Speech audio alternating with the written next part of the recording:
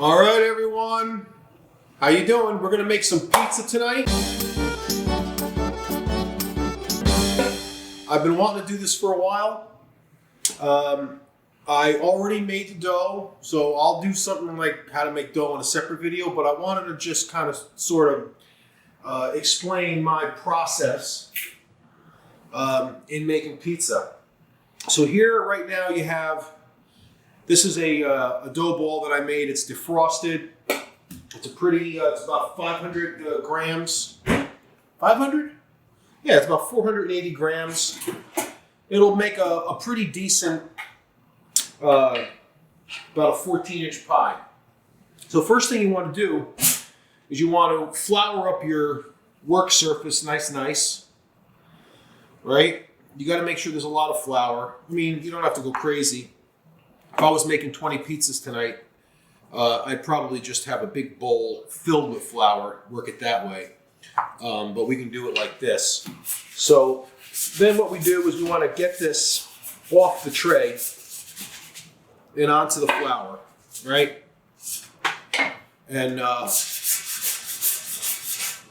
you know, again, it's important that this dough ball is floured up nice, because that's going to help us work with it. It's going to help get it on and off the peel really easily. And just overall, whoops, it's just going to make it really easy to work with. All right. So first thing I do when I'm getting ready to make the pizzas, so basically what you got here is you got a nice dough ball. There's a lot of air in here, right? There's a lot of air, so you have to be gentle when you're dealing with it. If you handle it too much, you're going to blow it out. The first thing you want to do is you want to make sure you have a nice crust. So I always start from the beginning, from the middle rather.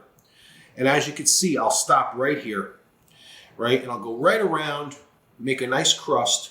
You can see I got a little dough, a little air bubble there, so you want to pinch that, right? And you got a nice crust here, right? And it's important that you be very careful not to handle that crust area too much, because then the air will push out, right? So then next thing I do is I put it up here and I stretch it out. Now, when you're stretching it, you always like to stretch it up high. And the reason you do that is so that you can see through the dough, the translucent part of the dough, so that you know you're not stretching it too much. Because if you stretch it too much, then you could tear it. And this dough is pretty resilient, but again, you don't really want to tear it. I've got some pizza sauce here I made myself, all nice, fresh San Marzano tomatoes, right? I do about a ladle and a quarter. You don't want to make it too wet, but nice San Marzano tomatoes. I doctor those tomatoes up with a little salt, pepper, garlic powder, a nice tomato paste, and a little sugar. The tomato paste itself has sugar in it, right? So you don't have to worry about that. But it adds a little bit of thickness, and that's important. And the sweetness. It's a great. I mean, you're not going to get a store-bought pizza sauce that's going to taste as good as this. Those San Marzanos are key. Next, I've got some nice Pecorino Romano. Do a nice generous portion of Pecorino Romano, and then garlic, oregano. And there's oregano in the sauce already, but I like to put a little bit of extra oregano just because, you know, especially if you're making New York style pizza, that oregano is really it's one of the defining characteristics of New York style pizza.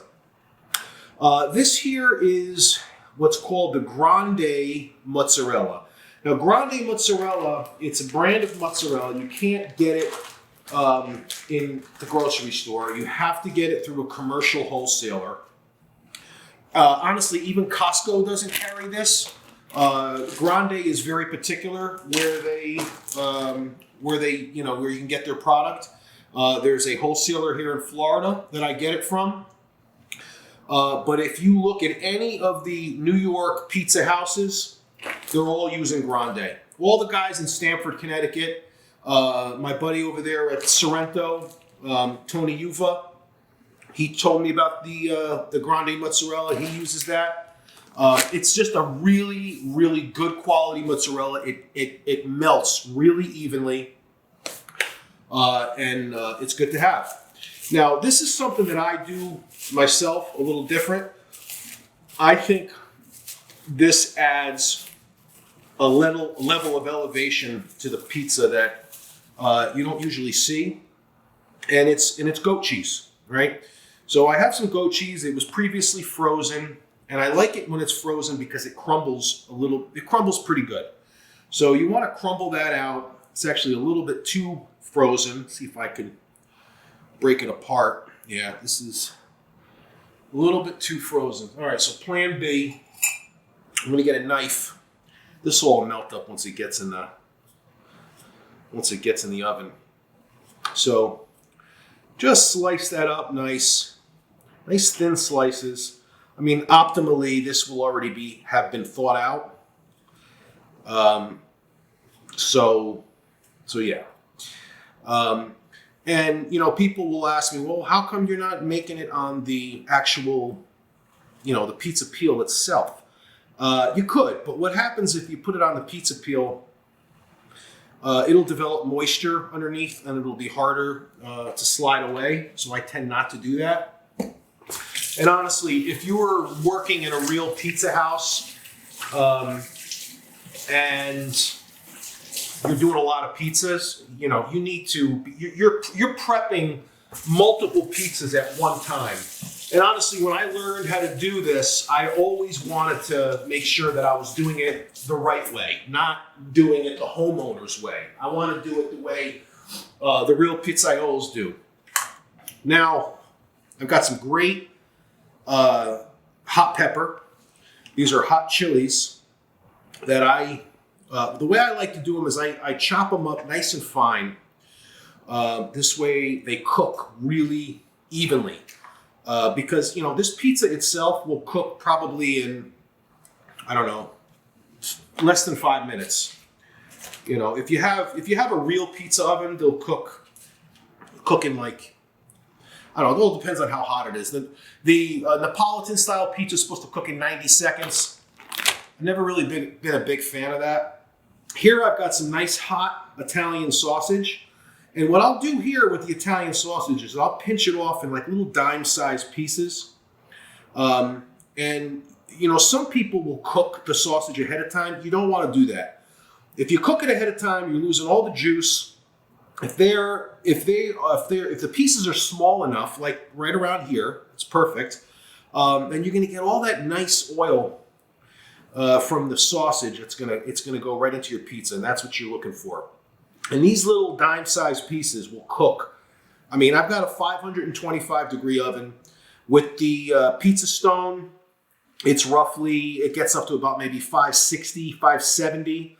I even tweaked out my oven. I recalibrated it so I can get it about 30 degrees hotter.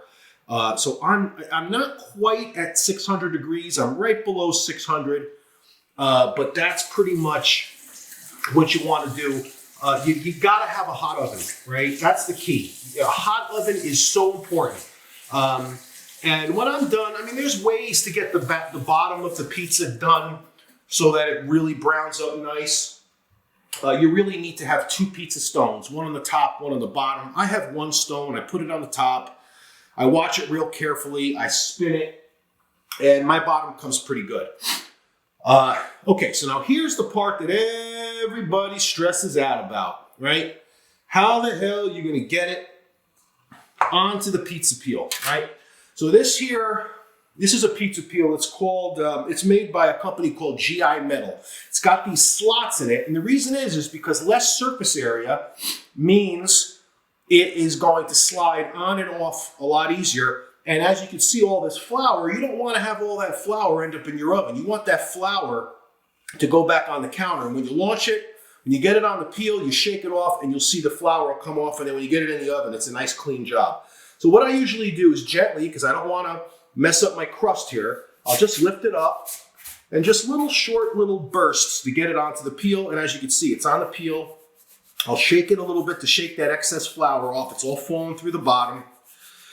And then hopefully you guys will be able to see. I'm going to open this oven. The oven's nice and hot. I've had the oven on for over an hour. All right, I'm going to launch it in the oven here. Boom, there you go.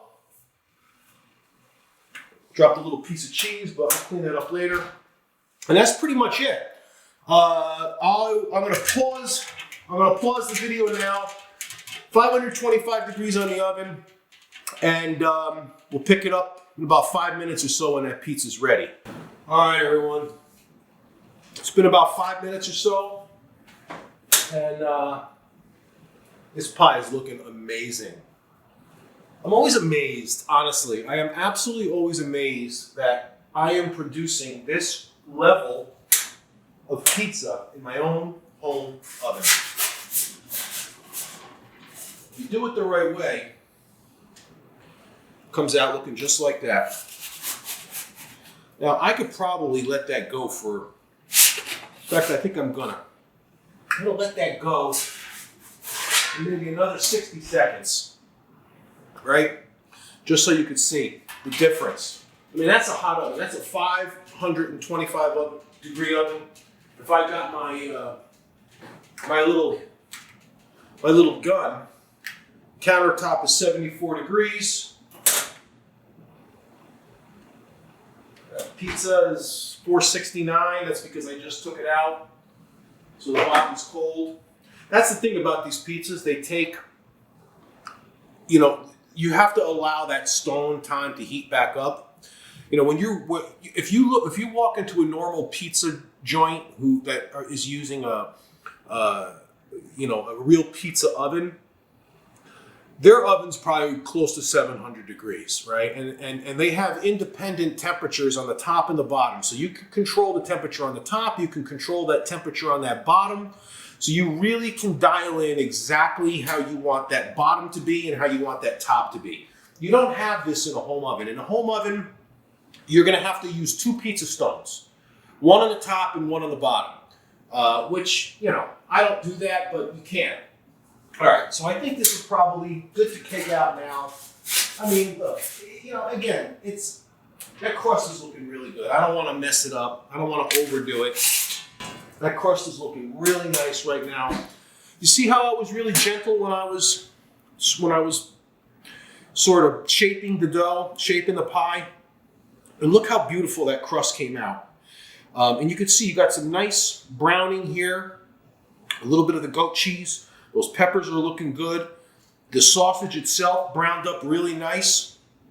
I mean, we're in good shape here. We are in good shape. I usually like to let it cool off for maybe about a minute, 2 minutes before I cut into it. But as you can see, we've got a beautiful, beautiful pizza here. And I think what I'll do the next time is I'll actually do a video on how to make the dough, which is a whole other production. You have to make sure you use a really high protein flour. I use the All Trumps flour, which is about a 14% protein. And all that means is that it makes a crispier crust. The higher the protein, the crispier the crust is going to be. And then it's a balance of how much water. And if you really want to do it the right way, you do what they call baker's percentages. So you're not doing a cup of this, a teaspoon of that, tablespoon of this. You're all doing percentages. Whereas the crust, the flour is 100%. And then how much out of that 100% is water? And what I usually do is about 72%. And that's a lot. You're always pushing it because honestly, the moister the dough, the crispier the crust. Because when it hits that stone, it just jumps. So anyways, homemade New York style pizza. And stay tuned. Next video I'll do of how to actually make the dough to make a pie like this at home. Bye-bye.